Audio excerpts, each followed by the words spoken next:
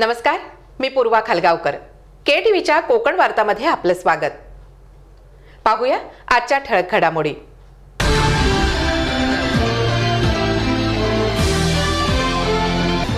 रत्नागिरीसह जिल्ह्यातील सर्व नगरपालिकांचा नियोजनबद्ध विकास करण्यास आपण कटिबद्ध.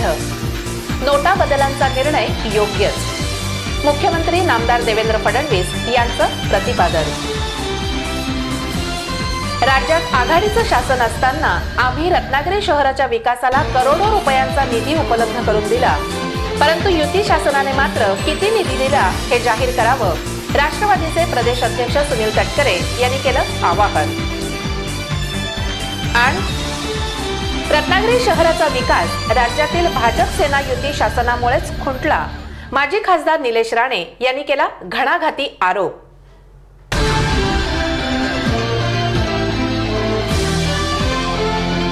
यापुढील बातम्या अल्पशा विश्रांतीनंतर.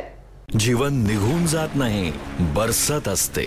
जीवन कधी हाताच्या तळव्यात तर कधी शेतात भरलेलं. जीवनाचा कधी ओठांना स्पर्श तर कधी अंगावर पडे. जीवन जेव्हा चालतं, चालत राहतं आपल्या वेगाने. फिनोलेक्स पाइप्स. आता वळूया सविस्तर वृत्तांताकडे. रत्नागिरीसह जिल्ह्यातील सर्व नगरपालिकांचा नियोजनबद्ध विकास करण्यास आपण कटिबद्ध असल्याची ग्वाही राज्याचे मुख्यमंत्री नामदार देवेंद्र फडणवीस यांनी दिली आहे. आपली रत्नागिरीची TP1 TP2 किती दिवसापासून प्रलंबित आहे बाळासाहेब? 30 वर्षापासून प्रलंबित आहे. पण काळजी करू नका, त्याची व्यवस्था मी लावली आहे आणि निश्चितपणे त्याचा एका कालबद्ध, आता अचानक या निवडणुका आल्यामुळे आम्ही ती मंजूर करू शकलो नाही, त्या प्रक्रियेत आम्ही होतो. त्या संदर्भात जी काही लँड यूज प्लॅन आहे आणि सगळ्या गोष्टी आहेत त्या आम्ही बघत होतो आणि त्या संदर्भात निर्णय देखील आम्ही घेणार होतो. पण निवडणुका आल्या, आचारसंहिता लागली, त्यामुळे आम्हाला निर्णय घेता आला नाही. मी आपल्याला एवढंच आश्वस्त करतो की अतिशय कमी वेळामध्ये आम्ही या ठिकाणी एका निश्चित कालावधीमध्ये, येत्या काळामध्ये आम्ही निश्चितपणे या TP1 TP2 या दोन्हीला मान्यता देऊ आणि त्या माध्यमातून या रत्नागिरी शहराचा अतिशय चांगला नियोजनबद्ध विकास झाला पाहिजे, हा प्रयत्न आम्ही करू. दापोली नगरपंचायतीसह खेड, चिपळूण, राजापूर आणि रत्नागिरी नगरपालिकांच्या 27 नोव्हेंबर रोजी होणाऱ्या निवडणुकीच्या प्रचाराकरता भाजपतर्फे रत्नागिरी येथे आयोजित जाहीर सभेप्रसंगी ते बोलत होते. छत्रपती शिवाजी महाराजांना अभिवादन करून मुख्यमंत्री नामदार देवेंद्र फडणवीस यांनी थेट आपल्या भाषणाला सुरुवात केली आणि पूर्वीचे शासन शहर विकासाबाबत असंवेदनशील होते असे म्हणाले. की आपण गेल्या 15 वर्षाचा जर कालावधी बघितला तर गेल्या 15 वर्षामध्ये 50ही प्लॅनला 15 वर्षात मागचं सरकार मान्यता देऊ शकलं नाही. पण 8-10 वर्षापासून त्या ठिकाणी प्रलंबित असलेले गेल्या 1.5 वर्षामध्ये 70 डेव्हलपमेंट प्लॅन मी अप्रूव्ह केले आणि त्या माध्यमातून अतिशय वेगानं प्लॅन आला की त्याला मान्यता दिली पाहिजे. रत्नागिरी जिल्हा भाजपतर्फे शहराध्यक्ष प्रशांत डिंगणकर, शहर सरचिटणीस उमेश कुलकर्णी यांनी मुख्यमंत्री नामदार देवेंद्र फडणवीस, बंदर राज्यमंत्री नामदार रवींद्र चव्हाण, जिल्हाध्यक्ष बाळ माने आदींचं पुष्पहार घालून स्वागत केलं.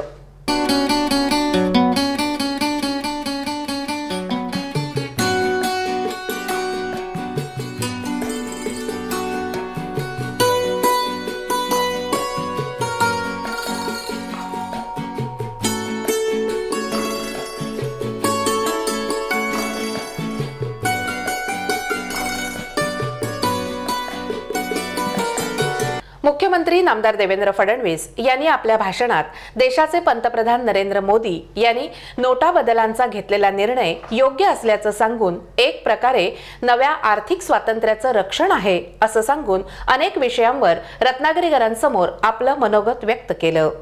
आज या पारदर्शितेच्या माध्यमातून आपल्याला कल्पना आहे, मोदीजींनी एक मोठा निर्णय या ठिकाणी घेतला। 8 तारखेच्या रात्री 50 आणि 500 आणि 1000च्या नोटा या मोदीजींनी रद्द केल्या। बंधू भगिनींनो, अत्यंत धाडसी निर्णय आहे। मला कल्पना आहे या निर्णयाचा थोडासा परिणाम आपल्यावर होईल, थोडा त्रास आपल्याला सहन करावा लागेल, पण माननीय मोदीजींनी सांगितलं 50 दिवस हा त्रास सहन करा। बंधू भगिनींनो, मी तुम्हाला एवढंच आव्हान करतो, 50 दिवस हा त्रास जर तुम्ही सहन केला तर पुढचे 50 वर्ष या देशाला कोणीही मागे ओढू शकणार नाही। एका रात्रीमध्ये मोदीजींनी 3 गोष्टी साधल्या। पहिलं, 500 आणि 1000ची नोट रद्द केल्यामुळे या देशामध्ये काळा पैसा जमा करून या देशाच्या विरुद्ध युद्ध पुकारणारे आतंकवादी आणि नक्षलवादी यांनी जमा केलेल्या 1500च्या नोटा या रद्दीचा तुकडा झाला आणि त्यांचे देखील खायचे वांदे झाले। हे एका रात्रीत मोदीजींनी त्या ठिकाणी करून दाखवलं।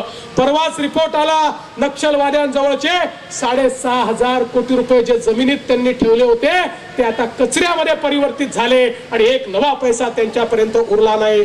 दुसरा परिणाम काय साधला? पाकिस्तानच्या शासकीय नोटा छापण्याच्या प्रेसमध्ये जेवढ्या नोटा ते पाकिस्तानच्या छापतात तेवढ्याच नोटा भारताच्याही छापतात आणि भारतामध्ये या नकली नोटा आपल्या चलनामध्ये आणून आपल्या अर्थव्यवस्थेला खिळखिळ करण्याचं काम हे पाकिस्तानच्या माध्यमातून केलं जातं। एका रात्रीतून या सगळ्या नकली नोटा, जाली नोटा, पाकिस्तानच्या नोटा, या लाखो कोटी रुपयाच्या नोटा रद्दीचा तुकडा झाल्या आणि पाकिस्तानच्या मनसुब्यावर पाणी फिरण्याचं काम हे मोदीजींनी केलं। या प्रसंगी थेट नगराध्यक्ष पदाचे भाजपचे सर्व उमेदवार तसंच आमदार प्रवीण दरेकर, अल्पसंख्याक नेते हैदर आझम, माजी आमदार डॉक्टर विनय नातू, ॲडव्होकेट बाबा परोळेकर, जिल्हा परिषद उपाध्यक्ष सतीश शेवडे, माजी आमदार राजन तेली, भाजप महिला प्रदेशाध्यक्ष माधवी नाईक, अशोक मयेकर, शिल्पाताई पटवर्धन यांच्यासह भाजपचे प्रमुख नेते, कार्यकर्ते आणि मतदार मोठ्या संख्येने उपस्थित होते। आम्ही कामं करत नाही असा नेहमी आमच्यावर आरोप करणाऱ्या शिवसेनेने हिम्मत असेल तर सत्तेतून बाहेर पडण्याची धमक दाखवावी असं आवाहन माजी आमदार मधू चव्हाण यांनी करून राज्यातील आघाडी प्रणित शिक्षण सम्राटांवर कडक भाषेत टीका केली। ज्या देशाची प्रगती करायची असेल, आज आमचे मित्र शिवसेनेचे राऊत त्यांनी दिवे पाजळलेले आहेत, आले तरुण भारतमध्ये, म्हणजे शत्रू सुद्धा इतका घाणेरडा अग्रलेख लिहिणार नाही इतका लिहिलेला आहे।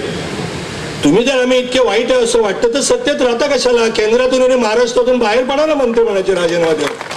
आमचं काय व्हायचं ते होईल। आईच्या पोटातून आम्ही आमदारकी, नामदारकी, मुख्यमंत्रीपद, प्रधानमंत्रीपद घेऊन मिळालेलं नाहीये आणि तुमच्या कोणाच्या मेहरबानीमुळे मिळालेलं नाही। महाराष्ट्रातल्या 11 कोटी जनतेने आम्हाला निवडून दिले, देशातल्या 125 कोटीने आम्हाला निवडून दिले। आम्ही नालायक असू तर 2018-19 साली आम्हाला घालवतील घरी, आम्हाला घालवतील घरी। 27 नोव्हेंबर रोजी होणाऱ्या नगरपालिकांच्या निवडणुकीचा प्रचार अंतिम टप्प्यात आला असल्यानं सर्वपक्षीय नेते मैदानात उतरून आपापल्या उमेदवारांना विजयी करण्याचं आवाहन करत आहेत आणि त्याच पार्श्वभूमीवर देवेंद्र फडणवीस यांनी रत्नागिरीतील जाहीर सभेत शहरवासियांना विकासाचं वचन दिलं। मोदीजींच्या नेतृत्वामध्ये एक नवा भारत घडतोय, त्या भारतामध्ये नवीन महाराष्ट्र घडवण्याचं काम हे आम्ही करतोय आणि त्यासोबत आपलं गाव गाव बदलण्याचं काम या निवडणुकीच्या माध्यमातून आपण करावं। आणि या ठिकाणी माझी विनंती आहे, आपण सगळ्यांनी कमळाचं बटन दाबून रत्नागिरीमध्ये महेंद्र मयेकर आणि आपले नगरसेवक, चिपळूणमध्ये सुरेखाताई खेराडे आणि आपले सगळे नगरसेवक, राजापूरमध्ये रवींद्र बावधनकर आणि आपले नगरसेवक आणि खेडमध्ये ॲडव्होकेट मिलिंद जाडकर आणि आपले नगरसेवक निवडून द्यावे एवढीच विनंती करतो। थेट नगराध्यक्ष पदाचे उमेदवार महेंद्र मयेकर यांनी आपल्या भाषणात शिवसेना आणि राष्ट्रवादीमुळेच शहराचा विकास खुंटला असा आरोप केला। आपल्याला स्वच्छता अभियानांतर्गत, स्वच्छ भारत अभियानांतर्गत 2 कोटी रुपये रत्नागिरी नगर परिषदेला प्राप्त होते। त्या प्राप्त झालेल्या निधीपैकी 1.5 करोड रुपये बायोगॅससाठी आम्ही ठेवले होते आणि तो सुद्धा ठराव त्या सभेमध्ये मंजुरीसाठी होता। जर रत्नागिरीमध्ये बायोगॅस प्रकल्प सुरू झाला तर त्याचं संपूर्ण क्रेडिट भारतीय जनता पार्टी पर्यायाने मला भेटलं असतं आणि यांच्या समोर मी फार मोठी डोकेदुखी झालो असतो। म्हणून केव्हाही दोन्ही न एकत्र येणारे शिवसेना आणि राष्ट्रवादी एकत्र आले आणि 2 महिने रत्नागिरीची सभा पुढे ढकलल्याने वादाचा विषय घेतल्यानंतर त्यांनी ती मंजूर केलेली म्हणजे यांना विकास कामात काही गम्य नाही, वाद घालणे एवढंच फक्त त्यांना काम माहिती आहे। जिल्हाध्यक्ष बाळमाने यांनी आपल्या भाषणात केंद्र आणि राज्य शासनाच्या वतीनं सुरू असलेल्या विकास कामांची जनतेला आठवण करून दिली की या राज्याचा मुख्यमंत्री रत्नागिरीमध्ये कशा करता येतोय। तर मी त्या माझ्या मित्रांना असं म्हटलं, गेली 25 वर्ष शहराच्या विकासामध्ये करून ठेवलेली घाण आहे ती साफसफाई करण्याकरता देवेंद्रजी फडणवीस या ठिकाणी येत आहेत। ते आज निवडणुकीच्या मताचा जोगवा मागण्याकरता येत नाही आहेत। गेल्या 2 वर्षामध्ये भरभरून या कोकणाला त्यांनी दिलेला आहे। राष्ट्रीय महामार्ग देवेंद्रजीच्या माध्यमातून, गडकरी साहेबांच्या माध्यमातून प्रगती पथावर आहे। मुंबई गोव्याचा, रत्नागिरी कोल्हापूर नागपूरचा प्रगती पथावर आहे। गुहागर चिपळूण बिजापूरचा प्रगती पथावर आहे। एवढंच नव्हे तर सुरेश प्रभूंच्या कृपेनं कोकणची रेल्वे सुद्धा आपली दुपदरी होते, इलेक्ट्रिफिकेशन होत आहे। चिपळूण पासून कराड पर्यंतचा रेल्वेचा नवा मार्ग होतोय। परंतु या पायाभूत सुविधा जरी मोठ्या असल्या तरी सामान्य आपल्या नागरिकांना सुद्धा गेल्या 2 वर्षामध्ये रत्नागिरी असेल, राजापूर असेल, चिपळूण असेल, खेड असेल आणि दापोली नगरपंचायत असेल, नगर विकास खात्याचे कॅबिनेट मंत्री म्हणून सुद्धा देवेंद्रजींनी आपल्याला भरभरून दिलेला आहे। रत्नागिरीकरांना 63 कोटी रुपयाची पाणी योजना दिलेली आहे। म्हणजे मी तर खरं म्हणेन आपल्या दृष्टीनं आधुनिक या ठिकाणी आलेला भगीरथ याचं आपण तमाम बंधू भगिनींनी स्वागत करणं आवश्यक आहे। नगरपालिकांचा कारभार गुणवत्तावर्धक, गतिमानता आणि पारदर्शकपणाचा असेल अशी ग्वाही मुख्यमंत्री देवेंद्र फडणवीस यांनी देत, जो कोणी इमानदारीनं काम करणार नाही त्याला पदावरून काढलं जाईल असं सांगून एकाच विचाराची सत्ता असणं योग्य असल्यामुळे मतदारांनी भाजपच्या उमेदवारांना विजयी करावं असं आवाहन केलं। पण हे सगळं परिवर्तन केव्हा होईल? हे परिवर्तन तेव्हाच होईल ज्यावेळी केंद्रातल्या विचाराचं जे सरकार आहे तेच राज्यामध्ये असेल आणि राज्यातल्या विचाराचं जे सरकार आहे तेच आपल्या नगरपालिकेमध्ये असेल तर तिकडनं येणारा पैसा हा योग्य प्रकारे या ठिकाणी खर्च होईल। आणि माझ्यासारखा मुख्यमंत्री असताना मी ही जबाबदारी घेतो। या नगरपालिकांमध्ये आमच्या विचाराची लोक तुम्ही निवडून दिली आणि त्यांनी कामं केली नाहीत तर त्यांना पदावरनं काढण्याचा अधिकार देखील माझा असेल, कारण माझ्या पक्षाची ती मंडळी असतील आणि मोदीजींचा एक मंत्र पक्का आहे, काम करा नाही तर घरी जा। ज्याला काम करायचं त्यांनी राहायचं, ज्याला काम करायचं नाही त्यांनी घरी जायचं। त्यामुळे त्या मंत्राप्रमाणे या ठिकाणी पारदर्शी कारभार, या ठिकाणी लोकाभिमुख कारभार हा केला जाईल आणि कारभार जर झाला नाही तर ती जबाबदारी मी स्वतः या ठिकाणी घेईल। राज्यात आघाडीचे शासन असताना रत्नागिरी शहराच्या विकास कामांकरता करोडो रुपयांचा निधी दिला होता, परंतु आताच्या भाजप सेना युती शासनाने शहराला किती निधी दिला ते जाहीर करावं असं आव्हान राष्ट्रवादीचे प्रदेश अध्यक्ष सुनील तटकरे यांनी केलं आहे। आज आपलं भगवती मंदिर असेल, हाय भाग देवाने उजाळलेलं माझं रत्नागिरीचं पूर्णपणाने शहर असेल, आज या विरकारवाडा आणि त्या परिसरामध्ये निर्माण झालेल्या अनेक गोष्टी आणि नव्याने कोकण नगर परिसरामध्ये झालेल्या पायाभूत सुविधा असतील, या त्या कालावधीमधल्या असलेल्या कामाच्या उपलब्धीत गेल्या 10 वर्षामध्ये नम्रतापूर्वक आवाहन करतोय। माननीय मुख्यमंत्री महोदय मगाशी या ठिकाणी येऊन गेले। होय मुख्यमंत्री, तुम्ही आज राज्याचे मुख्यमंत्री आहात, तुमच्याकडे सुद्धा नगर विकास खातं आहे, तुमच्याच पक्षाचा नगराध्यक्ष या नगरपालिकेमध्ये आहे। किती 2-2.5 वर्षामध्ये या शहरामध्ये निधी आला याचं दाखवा, त्याचा हिशेब रत्नागिरीकरांच्या समोर ठेवा। तुम्ही हिशेब ठेवा, नाहीतर आम्ही 2001 आणि 2007 हिशेब ठेवतो। कोण फरक ठेवतो? रत्नागिरी येथील आठवडा बाजार येथे आयोजित जाहीर प्रचार सभेप्रसंगी ते बोलत होते। आपले आक्रमक विचार व्यक्त करताना सुनील तटकरे यांनी तटकरे राणे एकत्र आल्यानं आता राज्यकर्त्यांची बोलती बंद झाली आहे असं म्हणाले. मच्छीमार माणूस जो काबाड कष्ट करतो, अनेक वेळेला परदेशामध्ये परकीय चलन या राष्ट्राला आणि राज्याला उपलब्ध करून देतो, त्या मच्छीमारांच्या वरती ज्याला आक्रमण होतं, धमकी दाखवली जाते, लोकांना त्यापैकी एक दबाव जाणबिंताने टाकला जातो की पर्शियन नेटची मच्छीमारी करणाऱ्या व्यावसायिकांच्या दृष्टिकोनातून आज वेगळ्या पैसे भूमिका त्या ठिकाणी मांडली जाते आहे. आज मी आपल्याला आश्वस्त करतोय माझ्या तमाम मच्छीमार बांधवांना, प्रदेश राष्ट्रवादी काँग्रेस पक्षाचा अध्यक्ष म्हणून निलेशजी तुम्ही सुद्धा या ठिकाणी आहात. एकदा नारायण राणे आणि सुनील तटकरे एकत्रित असले का कोणावरती अन्याय करण्याची कोणाची ताकद आणि शक्ती नाही, हे सुद्धा त्या कार्यक्रमाच्या निमित्ताने आवर्जून सांगू इच्छितो आहे. या मच्छीमार बांधवांच्या पाठीमागे पूर्ण ताकद आणि शक्ती हे आम्ही उभी करू. होय, आज आम्ही लोकशाहीच्या माध्यमातून संविधानामध्ये आहोत. डॉक्टर बाबासाहेब आंबेडकरांनी आम्हाला संविधान दिलंय. आज मी विधान परिषदेमध्ये आहे, राणे साहेब सुद्धा विधान परिषदेमध्ये आहेत. एकदा आम्ही दोघे बोलायला लागलो का समोरची पोपटपंची आपोआप बंद होते, याचा अनुभव महाराष्ट्राच्या जनतेने घेतला. होय, आम्ही एखादी गोष्ट मांडली भाऊ तर आम्हाला कोण नाकारू शकत नाही. राज्य सरकारच्या वेगवेगळ्या योजना या सगळ्या परिसरामध्ये आणण्याच्या दृष्टीकोनातून एकदा कडकपणाने त्या ठिकाणी भूमिका मांडली. राज्य सरकार आम्हाला नाकारू शकत नाही. गेल्या 2 वर्षामध्ये आज नाही केंद्राने निधी दिला या शहराला, नाही माझ्या राज्य सरकारने या ठिकाणी निधीची उपलब्धता करून दिली. होय निलेशजी, आज तुम्ही नेहमी रत्नागिरीकरांना आश्वस्त करूया. मी करतोय माझ्या वतीने, तुम्ही करा राणे साहेबांच्या वतीने.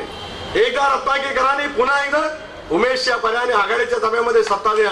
पुन्हा एकदा ते वैभवाचे दिवस आम्ही तुम्हाला आणून दाखवू. राष्ट्रवादी आणि काँग्रेसतर्फे प्रदेश अध्यक्ष सुनील तटकरे, माजी खासदार निलेश राणे यांचे जंगी स्वागत करण्यात आलं. माजी खासदार निलेश राणे यांनी आपल्या भाषणात भाजप युतीमुळेच रत्नागिरी शहराचा विकास खुंटला असल्याचं सांगून इतर अनेक विषयांवर मतदारांशी संवाद साधला. कारण का लोक त्रस्त झाली आहेत. सकाळी मुख्यमंत्री येणार, वेगवेगळी लोक येऊन यांचा प्रचार करून जाणार. काय दिला आमच्या रत्नागिरीला? अहो, जो स्वतःचं सामान नाही वाचू शकतो तो शहराला काय वाचवणार?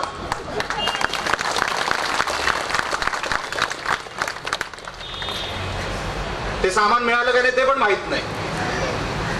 कपडे होते का काय वेगळं काहीतरी होतं त्याच्यात. हे शहराचा विकास करणार वाटेल ते चाललंय देशामध्ये. आमदाराचं मतदारसंघाकडे लक्ष नाही. पूर्ण राजकारण त्यांचं लाल दिवा कधी मिळणार? आता एक मिळालाय कुठला तरी भाड्याने. राष्ट्रवादी पक्षाने आम्ही खासदार असताना त्यांच्याबरोबर काम केलेलं आहे. राष्ट्रवादीमध्ये असताना सन्माननीय पवार साहेबांनी एवढं सगळं दिलं, कितीतरी खाती 13-14 खाती दिली, आणि उडी कुठल्या पक्षात मारली? माझ्या निवडणुकीमध्ये काय काय ते बोलले शिवसेनेबद्दल, बीजेपी बद्दल, हे आम्ही कानांनी ऐकलेलं आहे. आणि विषय काय म्हणून सांगितला, पहिली प्रतिक्रिया काय दिली की राजकीय परिस्थिती अशी झाली होती की मला निवडून येणं अशक्य झालं होतं, म्हणून मी शिवसेनेत गेलो. मंत्री होता ना तू, राजकीय परिस्थिती नाही बदलता आली, कोणासाठी काम करत होतास? फक्त जिंकण्यासाठी शिवसेनेत गेला. मंत्रीपद हवं होता म्हणून कदाचित बीजेपीत जाईल. तुमचं काय? याप्रसंगी राष्ट्रवादीचे जिल्हाध्यक्ष शेखर निकम, काँग्रेसचे शहराध्यक्ष राकेश चव्हाण, बाबाजी जाधव, बशीर मुर्तुजा यांच्यासह आघाडीच्या प्रमुख नेते आणि मतदार मोठ्या संख्येने उपस्थित होते. रत्नागिरी नगरपालिकेच्या निवडणुकीत थेट नगराध्यक्ष पदाचे उमेदवार म्हणून उभे असलेले उमेश शेटे यांनी रत्नागिरी शहराला भाजप सेनावाल्यांनी मागे नेऊन ठेवले आहे असा घणाघाती आरोप करून आपल्याला निवडून दिल्यास दिलेल्या सर्व आश्वासनांची वचनपूर्ती केली जाईल अशी ग्वाही दिली. या रत्नागिरी शहराला किती आताच्या राज्यकर्त्यांनी मागे नेऊन ठेवले याची कल्पना पूर्ण आपल्याला आहे. आमचं एक पत्रक आम्ही आपल्याला दिलेलं आहे की कामे बोलतील, इतिहास सांगतील. ह्या सगळ्याचं श्रेय आणि ह्या सगळ्याचं सूचक मार्गदर्शन आदरणीय तटकरे साहेबांच्या माध्यमातून या शहराचा विकास काँग्रेस राष्ट्रवादी आघाडीच्या सरकारने 2001 ते 2006 मध्ये केलेला आहे.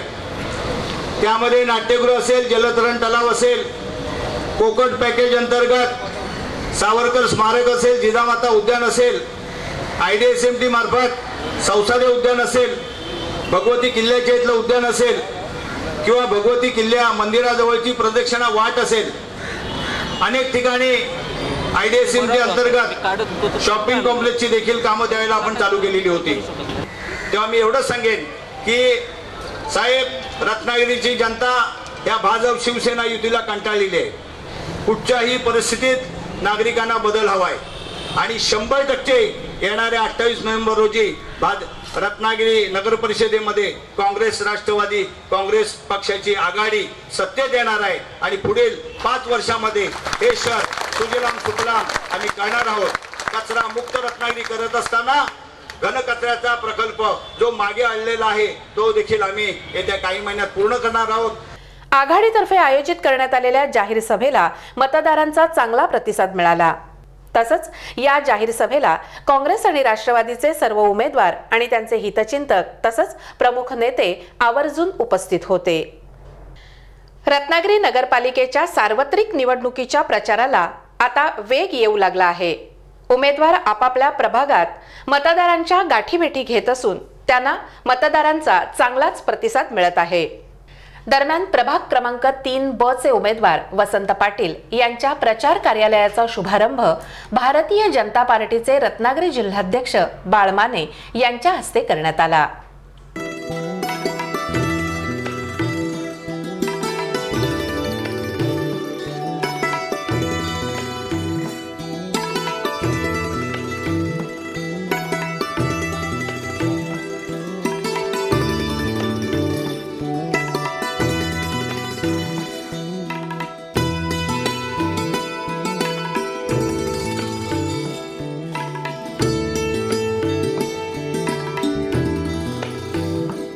प्रभाग क्रमांक 3च्या सर्वांगीण विकासासाठी मतदारांनी आपल्याला निवडून द्यावं असं आवाहन वसंत पाटील यांनी केलं.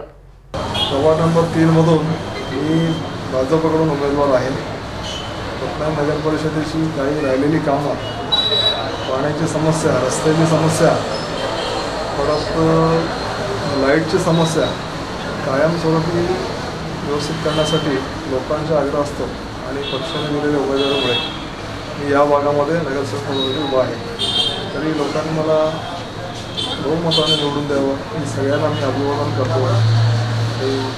सगळ्यांना मी आवाहन करतो. या प्रसंगी प्रभाग क्रमांक 3A उमेदवार सायली बेर्डे यांनीही मतदारांना आवाहन केलं. प्रभागाच्या दरम्यान प्रचाराच्या दरम्यान मला पाणी, रस्ते, लाईट, गटारे व मोकाट गुरे या सर्व समस्यांची अभाव जाणवली. मी याच वॉर्डातील नागरिक असल्याने मला याची जाणीव आहे. यासाठी मी ही निवडणूक लढवत आहे. तसेच मला प्रचाराच्या दरम्यान प्रचार करताना महिलांच्या समस्या, महिला आणि पाणी हा पहिला प्रश्न समस्या जास्तीत जास्त सोडवण्याचा प्रयत्न करेन. भाजपचे सरचिटणीस उमेश कुलकर्णी यांनी आपलं मनोगत व्यक्त केलं. कुठल्याही मतदाराने आम्हाला असं आजपर्यंत सांगितलं नाही की बाबा तुमच्या ठिकाणी या भारतीय जनता पार्टीचा गेल्या 1 वर्षाचा पुढील पोटनिवडणूक झाली, याचा 75% भाग या ठिकाणी आम्हाला मिळाला आणि एक 25 ते 30% भाग आम्हाला नवीन ॲडिक्टर स्टेट बँक कॉलनी असेल, म्युन्सिपल कॉलनी असेल किंवा शासकीय वसाहत असेल, हा भाग आम्हाला जास्त या ठिकाणी ॲड झाला. परंतु या ठिकाणी सुद्धा 1 वर्षाच्या पूर्वी मी स्वतः उमेदवार होतो आणि त्या ठिकाणी माझ्या माध्यमातून मी पोहोचलो असतो आणि त्याचा 1 वर्षाचा संपर्क ठेवल्यामुळे भारतीय जनता पार्टीचा कार्यकर्ता या ठिकाणी येतोय असा आशावाद, असा विश्वास त्यांना बसला आणि त्याचा आपल्याला या निवडणुकीमध्ये फळ निश्चित दिसेल. दरम्यान शहराच्या सर्वांगीण विकासासाठी भाजपच्या सर्व उमेदवारांना विजयी करावं असं आवाहन जिल्हाध्यक्ष बाळ माने यांनी केलं. रत्नागिरी शहरातील मतदार बंधू भगिनींना भारतीय जनता पार्टीचा जिल्ह्याचा अध्यक्ष म्हणून मी नम्र आवाहन करतोय, विनंती करतोय की 15 प्रभागामधून 30 उमेदवार भारतीय जनता पार्टीनं दिले आहेत. त्यापैकी 15 उमेदवार या महिला भगिनी आहेत आणि त्यामुळे या सर्वांना कमळ निशाणी बटन दाबून आपण विजयी करा. आणि त्याचबरोबर थेट नगराध्यक्षपदासाठी विद्यमान नगराध्यक्ष महेंद्र मयेकर यांना भारतीय जनता पार्टीनं पुन्हा उमेदवारी दिलेली आहे आणि त्यामुळं कमळ निशाणी बटन दाबून नगराध्यक्ष महेंद्र मयेकर यांना विजयी करावं अशा प्रकारचं नम्र आवाहन, विनंती मी रत्नागिरीच्या मतदार बंधू भगिनींना करत आहे. सबका साथ सबका विकास अशा प्रकारचं सूत्र घेऊन 100% भारतीय जनता पार्टीचं ध्येय आम्ही सगळ्यांनी योजलेलं आहे. त्यासाठी रत्नागिरीकरांनी आम्हाला आशीर्वाद द्यावे.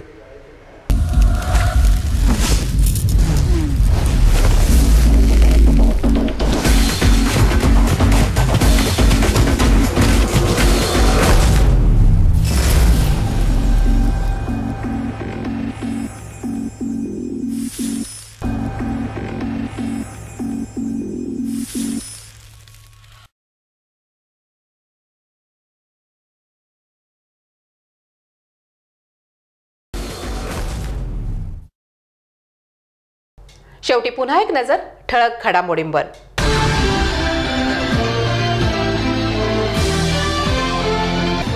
रत्नागिरीसह जिल्ह्यातील सर्व नगरपालिकांचा नियोजनबद्ध विकास करण्यास आपण कटिबद्ध. नोटा बदलांचा निर्णय योग्यच. मुख्यमंत्री नामदार देवेंद्र फडणवीस यांचं प्रतिपादन. राज्यात आघाडीचं शासन असताना आम्ही रत्नागिरी शहराच्या विकासाला करोडो रुपयांचा निधी उपलब्ध करून दिला, परंतु युती शासनाने मात्र किती निधी दिला हे जाहीर करावं, राष्ट्रवादीचे प्रदेश अध्यक्ष सुनील तटकरे यांनी केलं आवाहन. आणि रत्नागिरी शहराचा विकास राज्यातील भाजप सेना युती शासनामुळेच खुंटला, माजी खासदार निलेश राणे यांनी केला घणाघाती आरोप.